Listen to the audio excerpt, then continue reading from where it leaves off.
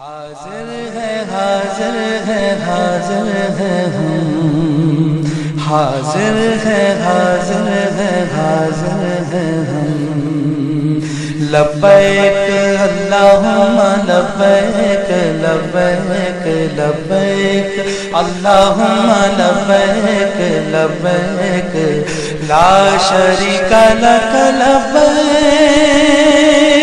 ان الحمد والنعمت لک والملک لا شریک. بسم اللہ الرحمن الرحیم، الحمدللہ رب العالمین والصلاة والسلام علی سید الانبیاء والمرسلین.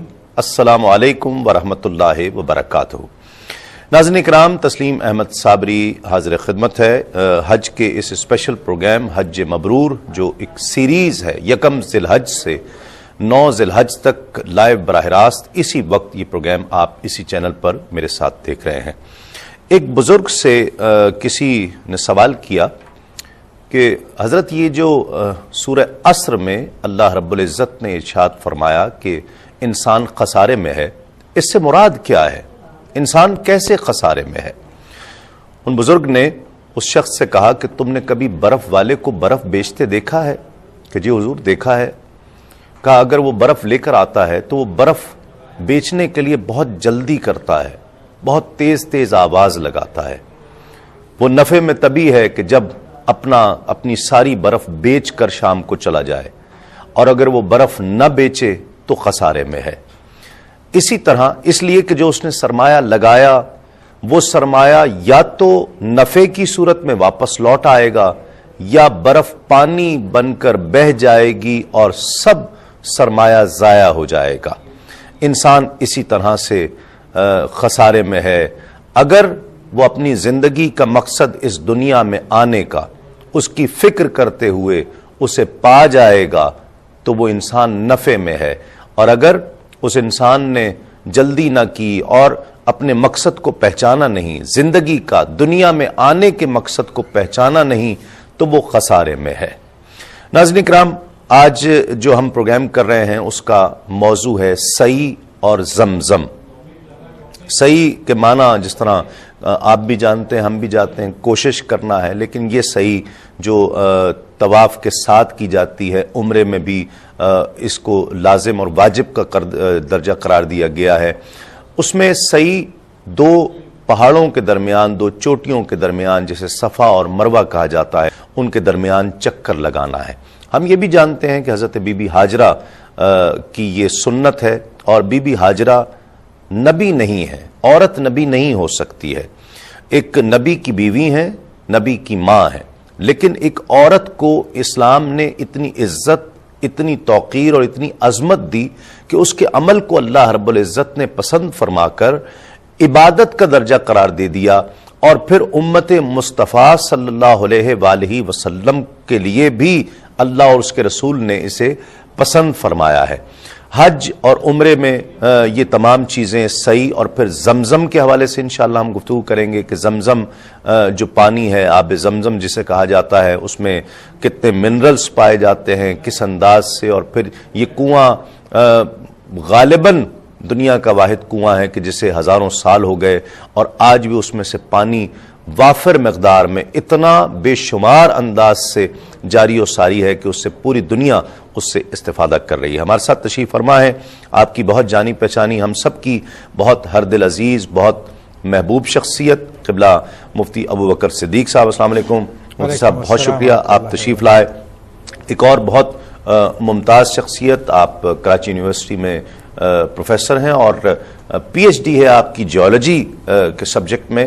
ہمارے ساتھ تشریف فرما ہیں ڈاکٹر مجید اللہ قادری صاحب. السلام علیکم ڈاکٹر صاحب، آپ کا بھی بہت شکریہ. کچھ تو سعی کے حوالے سے جو بات میں نے آغاز تمہید میں کہی، اس حوالے سے کیا کہتے ہیں؟ بسم اللہ الرحمن الرحیم. دیکھیں، اس حوالے سے سب سے اس کا پس منظر میں بیان کر دوں کہ اللہ تبارک و تعالیٰ نے سیدنا ابراہیم علیہ السلام کو حکم دیا، ان کی آزمائش تھی کہ اپنے بیوی اور بچے کو چھوڑ آؤ. تو جس وقت سیدنا ابراہیم علیہ السلام اس مقام پہ لے کر آئے تو یہاں پر کوئی آبادی نہیں تھی، کعبہ شریف بھی نہیں تھا، بلکہ ایک تھوڑی سی بلند جگہ تھی وہ، اور اس کے اوپر سبزہ تھا. تو وہاں پر آپ نے چھوڑا تو چند کھجوریں تھی اور پانی کا ایک مشکیزہ تھا. ٹھیک ہے. تو چھوڑ کے جانے لگے تو حضرت حاجرہ رضی اللہ تعالیٰ نے عرض کی کہ مجھے کس لیے چھوڑ کے جا رہے ہو؟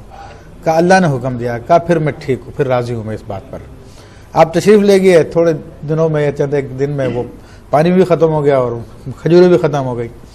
حضرت حاجرہ رضی اللہ کو بھوک لگی اور بچہ حضرت اسماعیل علیہ السلام کو بھی بھوک لگی، پیاس لگی. تو ان کو تڑپتے ہوئے دیکھا تو ماں کے دل میں خیال آیا کہ یہ بھی مر جائے گا یہ بچہ.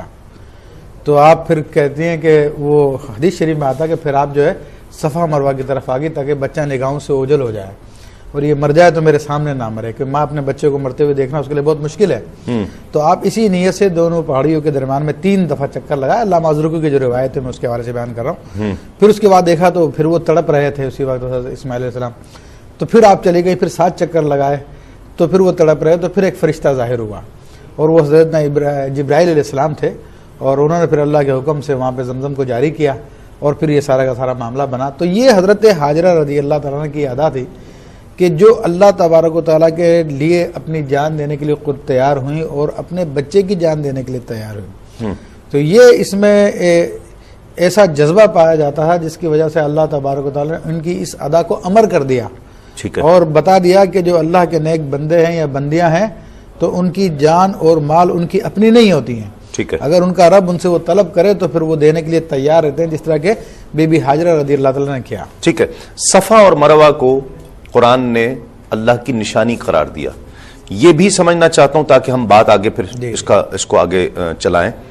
جب اللہ کسی چیز کو اپنی نشانی قرار دے دے اس کی اہمیت کس قدر بڑھ جاتی. اس سے مراد کیا ہے کہ کسی شے کو اللہ اپنی نشانی قرار دے دے؟ دیکھیں، جس کو اللہ تبارک و تعالیٰ اپنی نشانی قرار دے دے تو اس میں ایک تو یہ کہ اللہ تبارک و تعالیٰ کی محبت کی علامت ہے. پھر دوسری بات یہ ہے کہ جو اللہ تعالیٰ تک پہنچنا چاہتا ہے تو یہ اس کے لیے نشان راہ ہے. ٹھیک ہے. کیونکہ اللہ تبارک و تعالیٰ تو ان باتوں سے پاک ہے وہ اشیاء سے اس طرح سے محبت فرمائے، لیکن بات یہ ہے کہ جو اللہ کے نیک بندے جو اس کے ہو جاتے ہیں، تو جیسے کہ حدیث شریف میں آتا ہے کہ میں اس کے پاؤں بن جاتا ہوں جس سے وہ چلتا ہے، اس کی آنکھیں بن جاتا ہوں جس سے وہ دیکھتا ہے. تو جب کسی شے کا تعلق اللہ کے ان بندوں سے ہو جائے تو پھر اللہ کے یہاں پر وہ بھی محبوب اور مقدم ہو جاتی ہے، مقدس ہو جاتی ہے. تو اب یہ 2 پہاڑیاں ہیں جو عام پہاڑیوں کی طرح، ٹھیک ہے، ان میں نہ کوئی یعنی خاص ہے کہ کھودیں تو سونا نکل آئے گا یا کچھ اور نکل آئے گا. وہ تو میں ڈاکٹر صاحب سے ذرا معلوم کروں گا نا، یہاں پانی نکل سکتا تھا نہیں نکل سکتا تھا. تو یہ بات یہ ہے کہ صرف اور صرف جیسے کہتے ہیں کہ پارس سے جو چھو لے تو وہ بھی سونا ہو جاتا ہے. تو اللہ کے نیک بندے جو اللہ کے محبوب ہوتے ہیں، جو ان کی نسبت ان کے تعلق میں آ جائیں تو وہ بھی معزز و مکرم ہو جاتے ہیں اور وہ اللہ کے نشان راہ بن جاتے ہیں. جو ان تک پہنچتا ہے وہ اللہ تعالیٰ تک پہنچتا ہے. سبحان اللہ. سوال یہ پیدا ہوتا ہے ڈاکٹر صاحب، یہ ایک بچے کی محبت میں عمل تھا، ٹھیک ہے، بیک گراؤنڈ جس طرح قبلہ مفتی صاحب نے بیان فرمایا اللہ کی محبت میں وہاں رکے، لیکن یہ ایک خالصتاً مامتا کا معاملہ تھا کہ جو وہ بچے کے لیے پانی تلاش کرتے ادھر جا رہی ہیں ادھر جا رہی ہیں. وہاں کوئی بھی ماں ہوتی کم و بیش وہ یہی کرتی. ٹھیک ہے. اتنا عمل عالمگیر شہرت اختیار کر گیا کہ اللہ نے اسے اپنی نشانی قرار دے دیا. کیا اس لیے کہ وہ ایک نبی کی بیوی تھیں یا نبی کی ماں تھیں، اس لیے یا کچھ اور وجہ تھی؟ بسم اللہ الرحمن الرحیم.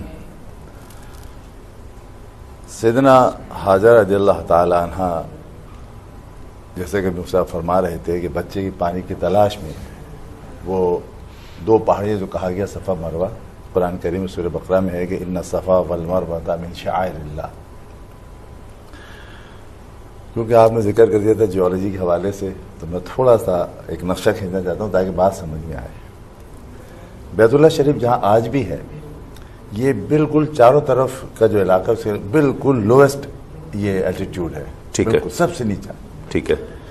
اس زمانے میں ظاہر بات ہے کہ کچھ بھی نہیں تھا، تو اس جگہ جہاں اسماعیل علیہ السلام لیٹے ہوئے تھے وہاں سے 2 پہاڑیاں دائیں طرف کہہ لیں، یوں سمجھ لیں کہ بیت اللہ شریف کے حوالے سے کہہ رہا ہوں کہ آپ سامنے کہہ لیں. 2 چھوٹی پہاڑی، یہ ٹیلے تھے، پہاڑی بھی نہیں کہتے ہم اس کو اپنی زبان میں چھوٹے ٹیلے کہتے ہیں. 2 ٹیلے تھے کیونکہ پہاڑیاں تو چاروں طرف نظر آتی ہیں. غار ہرا جو ہے سب سے ٹاپ پر ہے، جو ہائیسٹ پیک ہے اس پورے مکے کی وادی میں وہ غار ہرا کی ہے. ٹھیک ہے. ٹھیک ہے. باقی اور بھی پہاڑیاں ہیں اس سے کم. وہ پہاڑی تقریباً 3000 فٹ کے قریب بنتی ہے جو ہائیسٹ پیک ہے. with reference to sea level. ٹھیک ہے. تو اب جو واقعہ تو ذرا سا تفصیل بعد میں بتاؤں گا، لیکن ابھی جو آپ کا سوال اس پہ آتا ہوں، ٹرانسلیٹ کرتا ہوں کہ بات یہ ہوتی ہے کہ اللہ رب العزت جل جلالہ والو جب کسی کو کسی کام کا حکم دے اور وہ کام ویسے ہی کر لیا جائے تو رب العزت اس کو پسند فرماتا ہے. ٹھیک ہے. ابراہیم علیہ السلام چھوڑ گئے، آپ اللہ کی رضا پر راضی ہو گئی. ٹھیک. اب اللہ کی رضا پر راضی ہیں، موت زندگی بھی اللہ کے ہاتھ میں ہے. اپنی کوشش کہ بچے کو میں کسی طریقے سے اس کو کہیں سے پانی مہیا کر دوں تاکہ بچے کی پیاس بجھ جائے. اس وقت آپ وہ صفا اور مروہ کی پہاڑیوں درمیان چلتی ہیں. پھر اس میں ایک مقام نے دیکھا ہوگا جہاں دوڑ لگاتے ہیں، تھوڑی سی ہم تیز ہو جاتے ہیں یا دوڑتے بھی باقاعدہ. وہ کیا مقام ہے کہ یہ دو پہاڑیاں اونچی ہیں، بیچ میں ویلی تھی. جی ہاں. جب وہ ویلی پہنچتی ہیں تو آپ کی آنکھوں سے وہ اوجھل ہو جاتے اسماعیل علیہ السلام، تو اس وقت وہ دوڑتی تھیں، باقی وہ چلتی تھیں. وہی دوڑنے کے لیے کہا وہی دوڑ بھی وہی ہے، صرف جو ویلی ہے وہ حصہ دوڑ کے لیے. اب تو کیوں ظاہر فلیٹ ہو گئی وہ چیز، لیکن نشانی کیوں ہے؟ جب اللہ تعالیٰ کسی کو کہتے کہ یہ میری نشانی ہے، ویسے حج اس کی نشانی ہے، ہم آپ کائنات کی ہر چیز اس کی نشانی ہے، لیکن کسی کو جب وہ اپنا کر دیتا ہے تو وہی مقبولیت کی بات دلیل بنتی ہے. جب اس نے کہہ دیا سارے مہینے جب اس نے کہہ دیا رمضان تو رمضان ہو گیا. جی ہاں. تو یہ بات ہوتی ہے. تو اب ظاہر بات ہے کہ جب وہ دوڑی، اس کے درمیان چلی اور دوڑنا سے بیچ میں ہے، تو ظاہر بات ہے اس عرصے میں انہوں نے دیکھا کہ وہاں سے پانی جاری ہو گیا. جیسا مفتی صاحب نے کہا بھی کہ حضرت جبرائیل علیہ السلام نے پر وہاں پر یقیناً مارا جس کی وجہ سے جاری ہو گیا، یا اسماعیل علیہ السلام کی پاؤں کی رگڑ سے.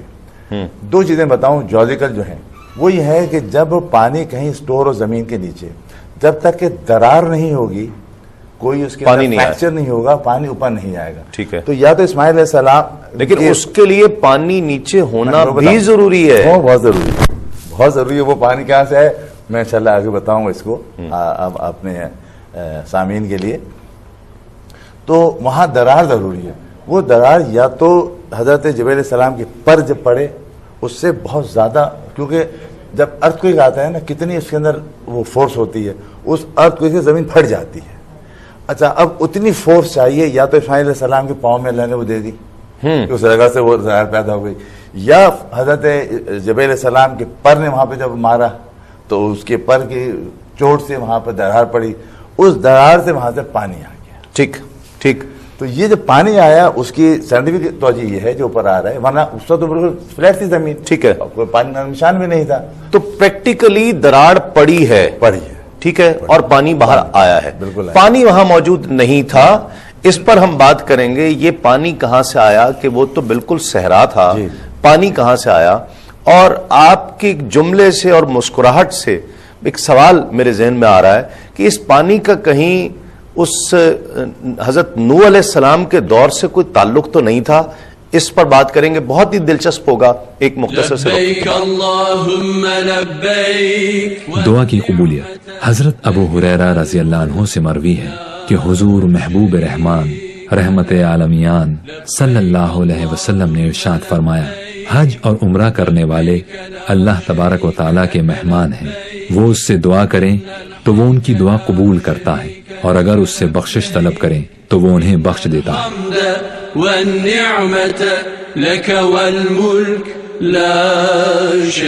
عظیم خوش آمدید. آپ پروگرام دیکھ رہے ہیں حج مبرور تسلیم صابری کے ساتھ. آج موضوع ہے سعی اور صفا اور مروہ. ایک تو سعی کے جو لفظی معنی ہے اس سے اس کا کیا تعلق ہے. دوسری بات میں آؤں گا ذرا آپ کی طرف، لیکن ذرا پہلے یہ چیز شامل کر لوں میں، اور تاکہ بات اور کھل جائے گی پھر اس کے بعد. اور صفا اور مروہ ان پہاڑیوں کی خاص، ان کے ناموں کے تعلق سے بھی کوئی خاص حکمت ہے؟ دیکھیں، ایک تو پچھلی بات سے متعلق کہ جو حضرت بی بی حاجرہ رضی اللہ تعالیٰ کے اس عمل کو اللہ نے اتنا مقبول کیا اور ان پہاڑیوں کو مستقل ایک مقدس پہاڑی بنا دیا. چوٹیوں کو، یہ ٹیلوں کو جو ہے مقدس ٹیلے، اس پر کوئی مسلمان نہیں جائے گا تو عمرہ ہی نہیں ہوگا اس کو. ہاں جی جی جی ٹھیک. حج کا بھی واجب رہ جائے گا. جی ہاں رہ جائے گا. تو دیکھیں بات یہ کہ حضرت حاجرہ رضی اللہ تعالیٰ نے جو کیا تھا وہ مافوق الفطرت کام تھا. ٹھیک ہے. دیکھا جائے تو انسانی جو نفسیات ہے اس سے بڑھ کر ہے وہ، کیونکہ عام ماں کی مامتا یہی ہے کہ وہ اپنے بچے کے لیے اپنی جان قربان کر دیتی ہے. اور انسانی عام نفسیات یہ ہے کہ جب اس میں کوئی پریشانی آتی ہے تو وہ واویلا مچانا شروع کر دیتا ہے. میرا خود اپنا ذاتی تجربہ ہے کہ لوگ کتنے شوق سے حج پہ جاتے ہیں یہاں پر. ایک مرتبہ یہ مزدلفہ آتے ہوئے عرفات سے تو راستے میں جو ہے لوگوں کو پیدل چلنا پڑا. میں نے وہاں پہ خواتین اور مردوں کو دیکھا کہ معاذ اللہ وہ گالیاں بک رہے تھے, رو رہے تھے, وہ آپس میں لڑنے لگے اور ان کا یہ حال ہو گیا کہ ان سے یہ سفر برداشت نہیں ہو رہا تھا اور اپنے آپ کو کوس رہے تھے کہ ہم کیوں آگے, کس لیے آگے, یہاں پہ آج پھنس گئے. اس کے مقابلے پہ ایک وہ ماں جو حاجرہ رضی اللہ تعالیٰ عنہا ہے کہ ایک تو اللہ کے حکم پہ اس بیابان میں, جس کو ہمارے یہاں پہ کہتے ہیں معاذ اللہ ثم معاذ اللہ نان سینس لوگ کہتے ہیں اس کو, کس کو عقل نہیں ہے, دیکھ نہیں رہا کہ جنگل میں رہ کے کیا کرے گا یہ اللہ کے نام پہ. اللہ کو کیا ضرورت ہے ان کاموں کی کہ خام کا ایک بچے کو اور اس کی ماں کو جنگل میں تنا چھڑوا دے. تو وہاں پہ عقل کو دخل ہی نہیں ہے, وہاں پہ سراپا عشق ہے وہ. اور عشق جو ہے ان باتوں کو, اور وہ راہ عظیمت ہے, وہ راہ عظیمت ہے, اور عشق ان باتوں کو سوچتا بھی نہیں ہے کیونکہ عشق تو عظیمت میں ہی ہوتا ہے, باقی تو اس سے نیچے نیچے جو ہے نا وہ عشق کا کوئی تعلق نہیں ہے. ہاں عشق تو ہے عظیمت میں. کیا بات. تو اس کے بعد حاجرہ رضی اللہ تعالیٰ کے بچے کا جب معاملہ آیا اور بچے کو تڑپتا ہوا دیکھا, اس پہ بھی کوئی وابلہ نہیں مچایا. اے اللہ تو نے, کہیں یہ الفاظ نہیں آئے اے اللہ تو نے یہاں پہ بلایا, آج تو نے ہمیں تنا کیوں چھوڑ دیا. کوئی انتظام تو کیا ہوتا, کوئی انتظام تو کیا ہوتا. یہاں پر میں بھی مر جاؤں گی, میرا بچہ بھی مر جائے گا, اس سے بہتر تک آئے کاش نہیں مانتی یہ باتیں میں. لیکن وہ صابرہ شاکرہ خاتون, وہ انہوں نے صبر کیا, شکر کیا, تو آج اللہ نے ان کا نام امر کر دیا, ہمیشہ کے لیے کر دیا. اور ان کی یادگار کو پوری امت کے لیے عبادت بنا دیا. تو اس سے اندازہ کیا جا سکتا ہے. دیکھیں اللہ صفا اور مروہ ہی خاص کیوں؟ دیکھیں یہ ان کے قدیم نام چلا آ رہے ہیں صفا و مروہ. اس کی خاص کوئی توجیہ اگر ہے تو میری نظر سے آج تک نہیں گزری ہے کہ یہ یعنی زمانہ ماضی سے. ویسے صفا کا اگر ہم معنی لیتے ہیں تو اس کا مطلب صفائی ہوتی ہے. اب تو صفا اور مروہ اب بچوں کے نام, بچیوں کے نام رکھ رہے ہیں لوگ. ویسے تو اس پر ٹھیک ہے, ویسے نام یہ رکھنا اس پر مصعب لات و منات دو بت رکھے ہوئے تھے پہلے. ایک صفا پر لات تھا, وہاں منات وہاں پہ تھا.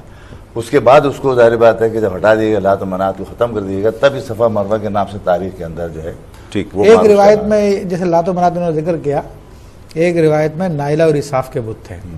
ایک طرف اساف کا تھا, ایک طرف نائلہ کا تھا. یہ زمانہ جاہلیت میں ان دونوں نے گناہ کیا تھا, زنا کیا تھا, تو اللہ نے ان کو پتھر کا کر دیا تھا. تو اس خانہ کعبہ کے ایریا میں گناہ کرنے کی وجہ سے. اچھا. تو ایک بت کو جو ہے صفا پہ رکھ دیا گیا تھا اور ایک بت کو مروہ پہ رکھ دیا گیا. تو زمانہ جاہلیت میں بھی یہاں پر اسی طرح چکر کاٹے جاتے تھے. لوگ پھر ان کے درمیان میں, ان دو بتوں کے درمیان میں چکر لگاتے تھے. اچھا. اس کی شیطان نے اصل حیثیت بلوا دی تھی کہ یہ پہاڑیاں کیوں مقدس ہے. ان کو بلوا کے ان دو مطلب کہ زناکاروں کے درمیان میں ان کا لوگوں کا صحیح ہوا کرتی تھی. تو یہ تو حضور علیہ الصلوۃ والسلام تشریف لائے. پہلے ان کی وجہ تقدس کیا تھی؟ پہلے بھی وجہ تقدس تو اصلاً تو یہی تھی, حضرت حاجرہ رضی اللہ تعالیٰ عنہ. ٹھیک. لیکن مرور زمانہ کی وجہ سے ابلیس نے اچھا اس کے بعد ٹھیک ہے. ٹھیک. حضور کی بعثت سے پہلے کی بات کر رہے ہیں آپ. ٹھیک ہے. ٹھیک. اچھا میں جو بات کر رہا تھا اس کا کوئی تعلق حضرت نوح علیہ السلام سے ہے, اس طوفان سے؟ یقیناً ہے. اچھا. اس کی وجہ یہ قرآن کریم میں جہاں نوح علیہ السلام کے اس طوفان کا ذکر ہے, وہاں یہ ذکر ہے تفسیر کے حوالے سے بھی کہ 6 مہینے بارش ہوتی رہی, 6 مہینے پانی ابلتا رہا سمندر. صورتحال یہ کہ اگر آپ سعودی عرب کا نقشہ سامنے اگر رکھیں, ٹرائنگل ہے, اور وہ پانی بھی تندور کے اندر سے وہ تندور کا ہے نا, اس کی توجہ میں کروں گا. ٹھیک ہے. وہ اس کا ابلنا ہے, پانی کا باہر آنا ہے. ممکن ہے کہ جہاں ایک تندور کی شکل ہو وہاں سے بھی پانی آیا ہو اپنی جگہ.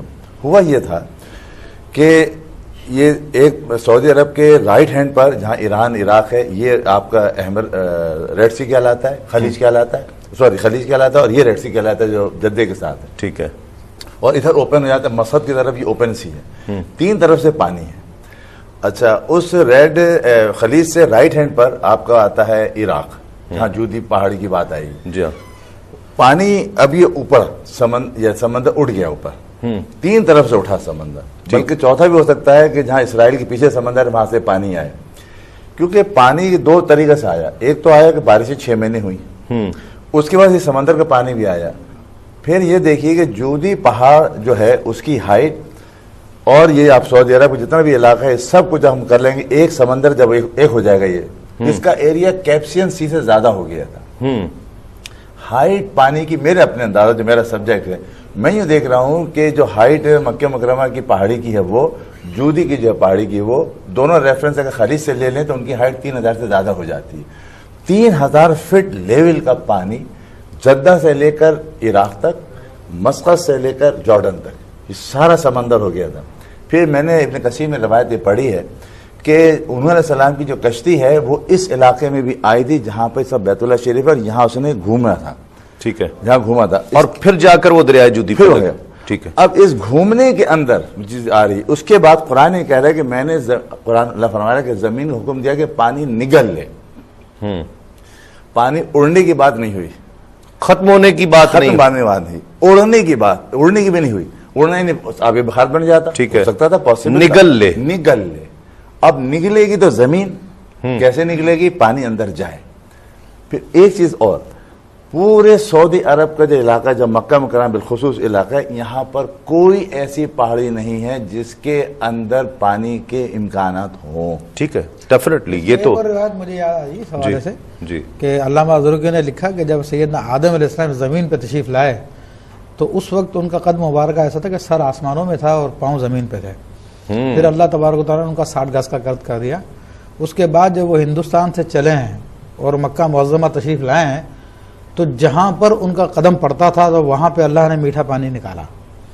وہاں پہ میٹھا پانی اور وہاں پہ سبزہ بھی ہوا بعد میں. تو یہ خانہ کعبہ تو جگہ وہ جہاں پہ آدم علیہ السلام نے قیام فرمایا تھا، وہاں پہ رہے تھے. تو جہاں پہ قدم رکھنے سے پانی نیچے زمین میں اللہ نے پیدا کر دیا تو وہاں پہ تو آپ خود رہے بھی ہیں.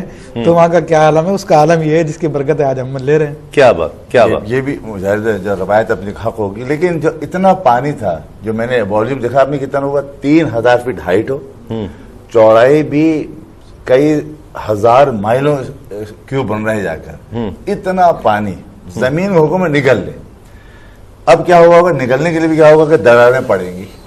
صحیح ہے. دراریں پڑیں گی تو پانی اندر جائے گا. کشتی بھی گھومی تھی یہاں پر نوح علیہ السلام کی، اور پانی جب اندر جاتا ہے تو گھومتا ہے. جی ہاں. تو پانی سارا کا سارا یہاں چلا گیا اندر. اور جیسے میں نے کہا کہ سعودی عرب کا پورا علاقہ یہ سارا کا سارا ایگنیس راکس ہے. ایگنیس راکس کے اندر مسام نہیں ہوتے، پورس نہیں ہوتے. ٹھیک ہے. اور جب یہ بنتی ہیں پہاڑیاں تو پانی کا نام و نشان نہیں ہوتا ان کے اندر. ٹھیک ہے. صرف پرکولیٹڈ پانی اندر جائے گا. پرکولیٹڈ پانی اتنا نہیں جاتا تھا بارشوں والا کہ ذخیرہ اتنا ہو جائے. یقیناً یہ نوح علیہ السلام کی اس لیے ایک ظاہر اللہ کے کام میں بڑے مسئلہ ہوتے ہیں. ایک کام میں مسئلہ ہوتی ہے، اللہ تعالیٰ کی پلاننگ ظاہر بات ہے. اور جب انسان اس کو تلاش کرنے جائے گا تو اسے جسٹیفیکیشنز ملتی چلی جائیں گی نا. لیکن میں جو سوال کرنا چاہتا ہوں آب زمزم کی جسٹیفیکیشن کے حوالے سے، کوئی ایسی تاریخ میں کوئی مثال نہیں ملتی ہے. یہ میں بات کروں گا. ناظرین دیکھیے، اہم چیز یہ ہے کہ میں نے سنا ہے، ڈاکٹر صاحب سے میں سوال کروں گا کہ ہر 1000 سال کے بعد زمین اپنی شکل تبدیل کرتی ہے. جغرافیائی جو اس کے انداز ہیں وہ تبدیل ہوتے ہیں. جہاں سمندر ہے وہاں خشکی آ جاتی ہے، جہاں خشکی ہوتی ہے وہاں پانی آتا ہے. اور ہزاروں سال گزر گئے، کتنے سمندر ختم ہو گئے ہوں گے، کتنے سمندر پیدا ہوئے ہوں گے جو اس وقت نہیں تھے اب موجود ہیں، جو اس وقت موجود تھے اب موجود نہیں ہیں. لیکن ہزاروں سال گزر گئے، یہ آب زمزم بند نہیں ہوا ہے. اس کی کیا حکمتیں ہو سکتی ہیں، کیا وجوہات ہیں؟ لیکن اس سے پہلے مفتی صاحب، ایک عورت کو ریسپیکٹ دے رہا ہے اسلام. دیکھیں، یہ تو اسلام کا طرح امتیاز ہے کہ دنیا کے تمام مذاہب میں، اور خاص طور پہ آج کل جن لوگوں کو ترقی یافتہ لوگ کہا جاتا ہے، جن میں عیسائیوں کا نام سب سے زیادہ مشہور ہے، تو ان لوگوں کے مذہب کو ہم دیکھیں تو عورت کو بہت گھٹیا حیثیت دی گئی ہے. یہاں تک ان کے مذہبی کتابوں میں لکھا ہوا کہ ہر sting is the sting of scorpion, کہ اس کا ڈنگ جو ہے وہ بچھو کے ڈنگ کی طرح بلکہ اس سے زیادہ شدید ہے. اور ہمیں جنت سے جو نکالا گیا یہ عورت کی وجہ سے نکالا گیا. اور یہ جو اس کو ماہواری آتی ہے یہ اس کی سزا ہے، جو جنت سے نکالنے کی وجہ سے اس کو سزا ہر مہینے دی جاتی ہے. تو یہاں پر ایک طرف تو یہ مطلب کہ بات ہے عورت کے لیے، اور دوسری طرف اللہ تبارک و تعالیٰ ان کو اپنے محبوب لوگوں میں شامل فرما رہا ہے اور ان کے اعمال کو اللہ تبارک و تعالیٰ عبادت قرار دے رہا ہے. تو یہ جو انسانیت کا ایک عظیم حصہ جو عورتیں ہیں، وہ اگر اسلام کی اسٹڈی کریں اور اپنے مقام کو پہچانیں تو اسلام ان کا صحیح مقام ان کو دیتا ہے. جس سے اندازہ کیا جا سکتا ہے کہ اسلام میں مرد عورت کا فرق ہے، لیکن بعض دیگر معاملات میں، ٹھیک ہے، لیکن جہاں تک اللہ کے بندہ ہونے کا تعلق ہے، بندگی میں دونوں مرد عورت برابر ہیں، وہ اس میں کوئی فرق نہیں ہے اللہ تبارک و تعالیٰ کے یہاں پر۔ ایسی بندیاں اللہ کی گزری ہیں کہ بڑے بڑے کلندر اولیاء اللہ ان کے پاؤں کی دھول بنتے ہیں، جیسے رابعہ بصریہ رضی اللہ تعالیٰ عنہ، جی ہاں، بی بی ہاجرہ کو دیکھ لیجیے، حضرت بی بی خدیجہ کو دیکھ لیجیے، حضرت آسیہ رضی اللہ تعالیٰ خاتون جنت ہیں، کتنے یعنی ایسی عظیم عورتیں ہیں جن کے نام لیتے ہوئے گردن جھک جاتی ہیں، مردوں کی گردنیں جھک جاتی ہیں، جی جی، وہ شخصیات۔ تو یہ اسلام کا ایک مطلب کہ ترہ امتیاز ہے اور انسانیت کو اصل اس کا مقام دے رہا ہے اگر کوئی سمجھے تو۔ ناظرین، ایک مختصر سا وقفے کے بعد لوٹتے ہیں اس یقین کے ساتھ آپ کہیں نہیں جائیں۔ پوری زندگی کو سپرد سنت کر دینا، یہ ہے فاتبعونی۔ شیخ الاسلام ڈاکٹر طاہر القادری کی مختلف اسلامی موضوعات پر علمی خطابات کا نیا سلسلہ۔ جو لوگ ایمان والے ہیں ان کی محبت اللہ سے ساری محبتوں سے فائق ہوتی ہے۔ نماز، روزہ، حج اور زکوٰۃ سے بھی معاف نہیں ہوتے، رہ جاتے ہیں۔ آقا علیہ السلام نے فرمایا رزق حلال کمانے میں جو تکلیفیں ہوتی ہیں ان تکلیفوں سے وہ گناہ بھی معاف ہو جاتے ہیں۔ اسلام کے مختلف فکری، اعتقادی، سائنسی اور عصری موضوعات پر شیخ الاسلام ڈاکٹر محمد طاہر القادری کے خطابات کا سلسلہ روزانہ صرف QTV پر۔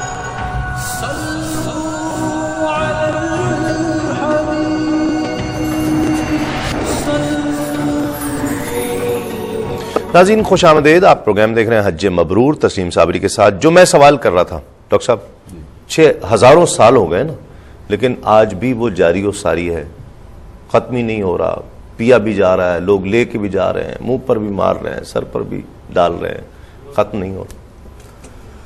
اس سے اور میں جو بات کر رہا تھا کہ وہ ٹھیک ہے کہ مطلب 1000 سال بعد تقریباً زمین اپنا نقشہ تبدیل کرتی ہے، 1000 سال تو کم کر دیے، اچھا 1000 سال ہمارے ساتھ تاریخ میں بھی گزر گئے، ایسی کوئی تبدیلی نہیں آئی، لیکن آپ کا اصولی بات آپ کے ذہن میں صحیح ہے، وہ یہ ہے کہ جو اس وقت کانٹیننٹ ہم دیکھ رہے ہیں دنیا میں، اگر نقشہ دیکھیں، یہ پانی تھے، یہ نہیں جہاں اس وقت کانٹیننٹ ہے، ٹھیک ہے، یہ کانٹیننٹ آج یہاں ہے، کل یہاں، کل سے مراد یہ کہ آج سے لاکھوں سال پہلے ایسے نہیں تھا، ٹھیک ہے، لاکھوں برس پہلے کیا تھا کہ ساری زمین سینٹر میں تھی، ساری زمین، ٹھیک ہے، باقی سب سمندر تھا، ہوں، پھر یہ سپلٹ ہونا شروع ہوا، اب سپلٹ ہوتے ہوتے ابھی تک سپلٹنگ چل رہی ہے اس کے اندر، ٹھیک ہے، اب اس سپلٹ کے اندر ہم آ رہے ہیں اس فریم میں جس کو سعودی عرب کا نقشہ ہے، ٹھیک وہ ہے، بالکل ٹرائنگل کی طرح بنتا ہے، ٹھیک ہے، اچھا اب ظاہر بات ہے کہ دیکھیں پہلی بات تو یہ کہ جب ہم قرآن حدیث کے حوالے سے کوئی بات کریں گے یا اسلام والے بات کریں گے، جو چیز ہمیں بتا دی گئی کہ اللہ رسول کا قدرت ہے یا معجزہ ہے، کرامت ہے، وہ برحق ہے، ہمیں اس ظاہری بات ہے کوئی اس میں دو کلام، معجزہ تو بہرحال ہے، حق ہے، ٹھیک حق ہے، ہے، ظاہری بات، لیکن ظاہر بات ہے نبی کے اللہ نے قدموں کہا کا کہ آپ فیضان تو ہے، تفکر کریں، اس کی کائنات میں غور کریں، تو ہم اتنا تو غور کر سکتے ہیں کہ یہ جو چشمہ اتنا بڑا چشمہ پانی کا ہے، یہ دنیا میں کہیں اور بھی ہے۔ میری اپنے سبجیکٹ کے مطابق جو میری 35 سال کی سٹڈی ہے، دنیا میں کسی کانٹیننٹ میں اتنا بڑا ذخیرہ آج تک پانی کا نہ ملا ہے، نہ کہیں بتایا گیا ہے، اور نہ ہی ایسا پانی نہ ایسا پانی with the aspect of minerals, اگر آپ اس سے دیکھیں تو وہ بتاؤں گا آپ کو، ایک بات۔ دوسری بات یہ کہ دنیا میں جہاں جہاں اگنیس راکس ہیں، ان اگنیس راکس کے اندر پانی اتنی بڑی تعداد میں نہیں ہوتا ہے، پرکولیٹڈ پانی جاتا ہے، پاکٹ کی شکل میں تھوڑا سا پانی میں جمع ہوتا ہے۔ البتہ جہاں سیڈیمنٹری راکس ہوتے ہیں، رسوبی چٹانیں ہوتی ہیں، وہاں پانی زیادہ مقدار میں پانی جمع ہو جاتا ہے، کیونکہ پرکولیشن ان کی آسان ہوتی ہے، پانی جذب ہو جاتا ہے اندر۔ لیکن یہ جو میں نے آپ کو والیوم بتایا، اتنا بڑا والیوم ہے، اللہ رب العزت نے اس کو میں سمجھتا ہوں اس لیے اسٹور کیا کہ جب امت محمد صلی اللہ علیہ وسلم پر یہاں حج اور عمرہ کا حکم دیا جائے گا، لوگ آئیں گے، اور یہ بنجر زمین تھی، تو یہاں اتنا پانی دیا جائے تاکہ کوئی پانی کی قلت نہ رہے، اور ابراہیم علیہ السلام کی دعا بھی ہے جی ہاں، یہاں کی، تو اس دعا کی بھی بات ہے، ظاہری بات ہے، تو لہذا نہ وہاں پانی کی کمی ہے نہ کھانے پینے کی کمی ہے، اور وہ پانی آپ تسلیم بھائی صرف ایک دو مشینیں نہیں، پمپ چل رہے ہیں، جی ہاں، اور ہزاروں ٹن پانی جو ہے جو باہر آ رہا ہے روزانہ، پریشر اندر نہیں ٹوٹ رہا، جی ہاں، نیچے کوئی بھی ایسی چیز نہیں ہے کہ ہم کہیں کہ رسوبی چیز ہو۔ اچھا ہو سکتا ہے کہ لوگوں کے ذہن میں کوئی لوگ سائنٹسٹ سوچ رہے ہوں گے، ہو سکتا ہے لوگ سوچ رہے ہوں کہ شاید یہ بحر احمر کا کوئی تعلق مکے کی وادی سے ہو، نہیں نیچے سے کوئی سمندر ہو، نہیں ہے، نہیں مطلب ذہن ہوگا، لیکن میں بتا دوں کہ سمندر کے پانی کے جو کنٹینٹ ہے ظاہر بات ہے ہمارے اس میں آئیں گے، جب وہ کنٹینٹ دیکھیں گے بڑا فرق آ جائے گا۔ اچھا یہ کنٹینٹ جو ہوتے ہیں پانی میں کہیں پہ بھی وہ اسی راک سے ہوتے ہیں جس راک کے اندر وہ ہوتا ہے، ٹھیک ہے ٹھیک، ظاہر بات ہے۔ اب اگنیس راک کے اندر بہت سارے منرل ہیں، لہذا اس کی کنٹیمنیشن کی وجہ سے اس کے اندر بہت اچھے منرل اس کے اندر آ گئے، اور وہ سارے وہ منرل آ گئے جو ہماری صحت کے لیے اچھے ہیں، بلکہ ہماری غذائیت کے لیے اچھے ہیں۔ مولانا احمد ابراہیم رحمۃ اللہ فرماتے ہیں اس میں اتنی غذائیت ہے کہ اگر آپ اس کو پیٹ بھر کر پی لیں گے آپ کو بھوک نہیں لگے گی۔ جس مقصد کے لیے پیئیں وہ مقصد پورا ہو۔ ہاں بلا شبہ یہ بات بھی، لیکن ایک بات میں بھی اس حوالے سے ذکر کرنا چاہوں گا۔ دیکھیں معجزہ تو اس کا لفظی معنی یہ ہوتا ہے جو عقل کو عاجز کر دے، ٹھیک، بلا شبہ سائنٹیفک یہ سائنٹیفک توجیحات جو ڈاکٹر صاحب سے میں پوچھ رہا ہوں نا، اور بہت انٹرسٹ ناظرین کا بھی اس میں انٹرسٹ ہے، یہ تو ساری بعد میں دریافت کی گئی ہے نا۔ بہت خوب آپ نے کلام فرمایا اس حوالے سے، لیکن جہاں کو معجزے کی بات آ جاتی ہے نا تو سائنس پھر وہ انگوش بندہ رہ جاتے ہیں، وہاں پر حیران رہ جاتی ہے۔